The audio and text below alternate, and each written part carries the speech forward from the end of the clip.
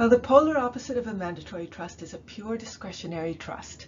That's a trust that leaves to the trustee's discretion, sometimes called absolute discretion or sole and uncontrolled discretion, to indicate that it's expanded discretion. The trustee can open the tap or he can close it as he sees fit. Now, why would someone give a trustee pure discretion instead of instructions? Well, there are various reasons. Maybe a wife creates a pure discretionary trust for her children, and she names her husband as the trustee, and she trusts him to use his judgment and doesn't want to constrain him, not knowing what the future holds. Or perhaps she wants to make the trust completely immune to creditors. We'll get to that. A pure discretionary trust can't be reached by creditors. In this case, the beneficiary cannot compel the trustee to make a distribution, and correspondingly, the creditor cannot attach the beneficiary's interest, which is too nebulous, although, and we'll get to this later too, it could get a court order that the creditor must be paid before the trustee gives anything to the beneficiary. The next slide is going to discuss the fact that pure discretion doesn't mean whatever the trustee wants. There are some constraints. Okay, we're talking about pure discretionary trusts, and I said that the beneficiary can't demand any payout in particular from a pure discretionary trust.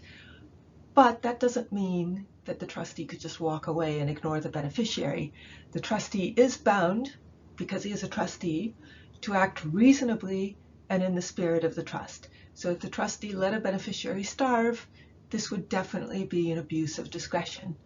The trustee has fiduciary duties, we talked about that last time, of loyalty and prudence, and he has to exercise those even though he has extended to the point of pure discretion. Now, the beneficiary's lack of rights with respect to the assets is mirrored by the beneficiary's creditor's lack of recourse against the trust property. She, that is the beneficiary, cannot make the trustee pay out anything, so creditors cannot get a court order for the trustee to pay off her debts. The best they can do is get a Hamilton order.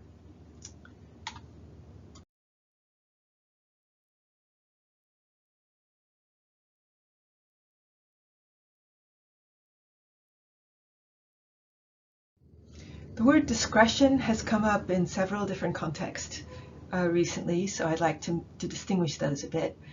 This slide lists three contexts.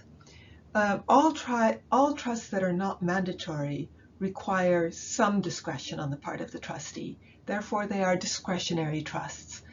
A pure discretionary trust is a kind of discretionary trust.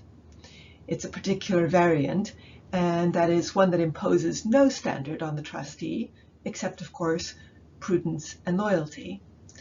And then there's also the concept of extended discretion. So any kind of trust, a support trust, an educational trust, a pure discretionary trust, could grant the trustee extended discretion. And that will be explained on the next slide. So on extended discretion, we looked at that in the class on prudence in the Marsman v. Nasca case, where the trustee was given extended discretion. Here's a little illustration showing that even sole and uncontrolled discretion has limits. Most trusts impose a reasonable person standard on the trustee, which allows some latitude, but a requirement of reasonableness.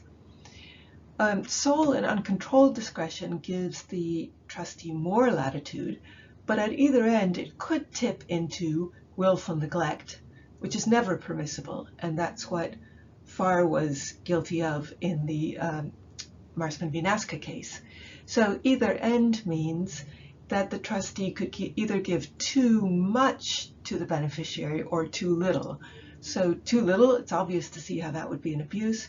Too much would be an abuse if there were remainder beneficiaries or other beneficiaries, and giving bucket loads to one particular beneficiary would hurt the others, or giving too much to the current beneficiary now might undermine the viability of the trust in the long run and come back to hurt the present beneficiary in the future. The only kind of discretionary trust that the book describes is a support trust, which I find odd because although a support trust is the most common form of discretionary trust, there are many other discretionary trusts with standards besides support. So I will talk about discretionary trusts with standards broadly and understand that a support trust is one example of many. So the characteristic of a trust with standards is that the trustee must distribute funds in line with a standard. So if it's a medical expenses trust, then medical expenses are what the trustee is supposed to provide.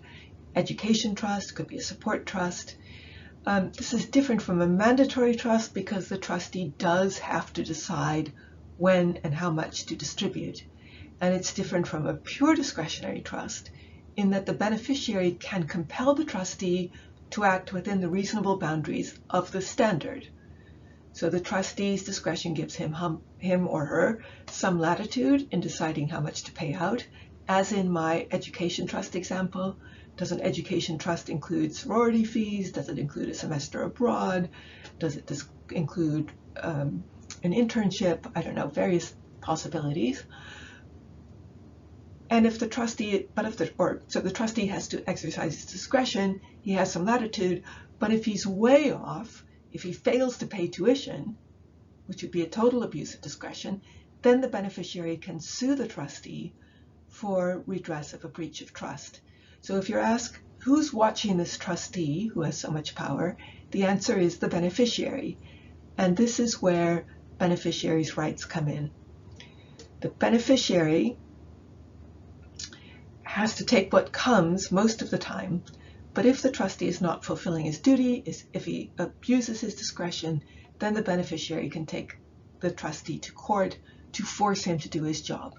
So in a support trust, a beneficiary is entitled to amount sufficient to provide his support.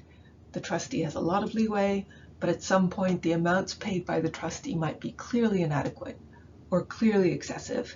And then in the case of inadequacy, the present beneficiary is going to bring suit against the trustee.